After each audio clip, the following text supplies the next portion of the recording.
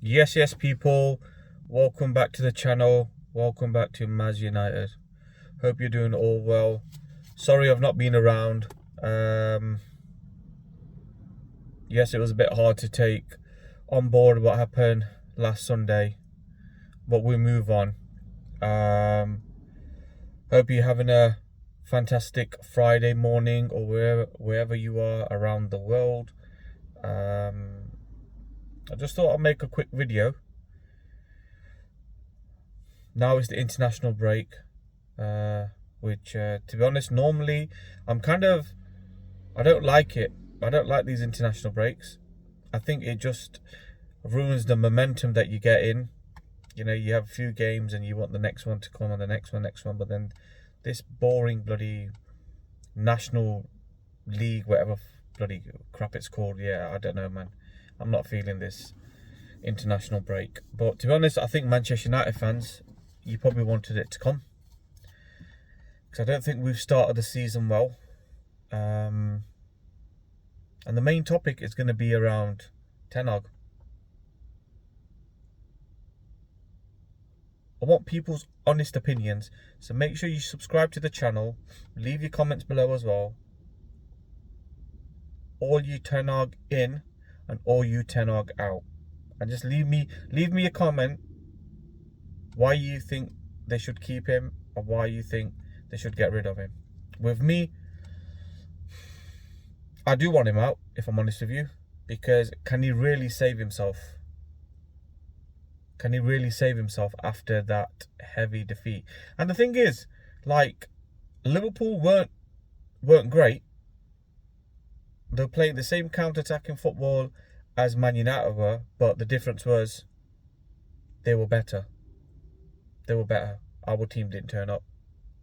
And normally, as I said in my previous videos, we normally tend to rise to the occasion when we play against the top teams. Where we struggle are your Palaces, your Fulham, your Southampton, your West Hams. But this was the totally opposite. It's a long season. The question is, do we really have the depth? My concern is still at the back four. I don't think the depth is that strong. Because the minute you've got one or two injuries, you look at the replacements, which is a concern. Prime example, when they took one of the defenders off, I can't remember who came off, and you had like Johnny Evans warming up. That's a big concern. Harry Maguire was warming up. Lenny Yoro, I think, is back in training, probably doing individual training. Rasmus Højlund and Luke Shaw as well. Will they be fit for the Southampton game? Only time will tell. Now, let me go through the next 7 fixtures I think are going to be really important if Ten Hag is going to save his job, because I don't think it's going to last. He's going to last till December. That's the way I see it. So we've got, after the international break, we've got Southampton, we've got Barnsley in the Carabao Cup, we've got Crystal Palace, we've got FC20 in Europa, we've got Spurs, then we've got Porto, and then we've got Villa. Now, I've not mentioned home or away. It doesn't make no difference, if I'm honest with you, because we're Man United. Whether we're home or away, it doesn't make no difference, if I'm honest with you. So, if you look at those fixtures, I mean, they are winnable, but it's Manchester United, isn't it, man? You don't know what you're going to get with them. And it's like we've just carried on from last season. And that's my biggest concern. He's been here 3 years now. Is his players what he wanted? He's had the backing. And then let's fast forward a bit. Let's say, for example, he does get sacked, which I'll be honest with you, I think he will. I think he will, because I don't think out of those games how many points he's going to get. I don't know. Ideally, out of the 7 games, they are all winnable, but you just don't know what you get with Ten Hag. But my biggest concern is the fact is, we could look at it individually, and this is not all. It doesn't all go down to Ten Hag. But today's video is about Ten Hag, because I think to myself, like, did they make the right decision to actually give him that extension and keeping him because he won an FA Cup? So did you define the whole season by him winning the FA Cup? That's what I don't understand. Okay. Second of all, let's say, for example, he does get sacked. Who comes in? Now, the way I see it is, I could probably see they keep Ruud van Nistelrooy as an interim manager until they decide who they want to bring in. Or they might have somewhat rolled up their sleeve that if he doesn't produce, Ten Hag, possibility Thomas Tuchel. Thomas Tuchel has got no job at the moment. He was very close last season of being appointed Manchester United manager. But the Ineos thought, no, we're going to stick with Ten Hag. But the other concern is Southgate. Now, I don't think a lot of people know this, but Southgate is very close to Ineos. So you don't know what happens behind the scenes. There's a possibility that they could be having a discussion.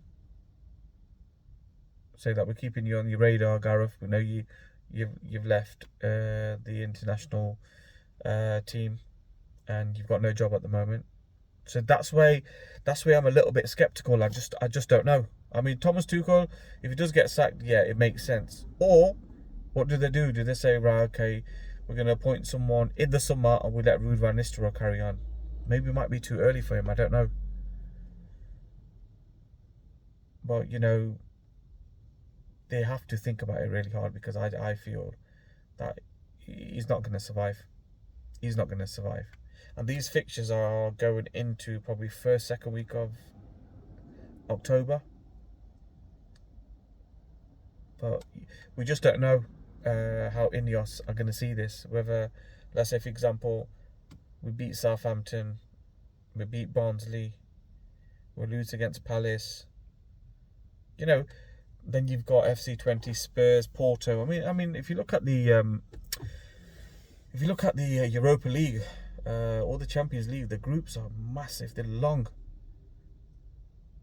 There's so many teams. So there's going to be a lot of games this season. But like I said, I don't think we've got the depth. I mean, it all starts at Southampton. If he gets 50% of wins, he might be okay. But he's going to be always on the edge. Ten Hag is always going to be on the edge, and that's a problem. He still doesn't know his best 11. He's very stubborn. He doesn't know what players to play. And then, you know what? I've scrutinised Marcus Rashford quite a bit. And then sometimes I think to myself, yeah, he is lacking confidence. But then I think to myself, like, maybe is Ten Hag making him play that way? Like, you've got the ball. From my understanding from watching football, your Ian Robin, your Riyad Mahrez, Mark Overmars, Frank Ribery.